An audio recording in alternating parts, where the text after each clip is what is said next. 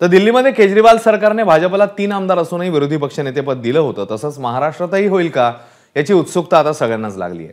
सत्ताधाऱ्यांनीही विरोधकांच्या मागणीबाबत सकारात्मक भूमिका घेतल्याचं चित्र पाहायला मिळते। काही वेळी अध्यक्षांवरती जबाबदारी आहे।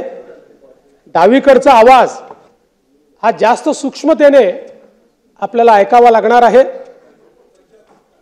पण मला असं वाटतं की लोकशाहीमध्ये एक चांगला विरोधी पक्ष असणं हे देखील सुदृढ लोकशाहीचं लक्षण आहे।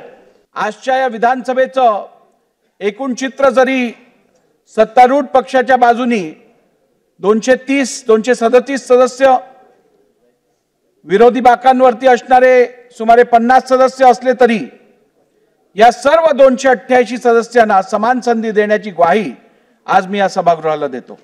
सभागृहामध्ये विरोधी पक्षनेता असायला पाहिजे, परंतु पार्लमेंटमध्ये जसं विरोधी पक्षनेता नव्हता, परंतु विरोधी पक्षनेत्याचे सर्व अधिकार त्या ठिकाणी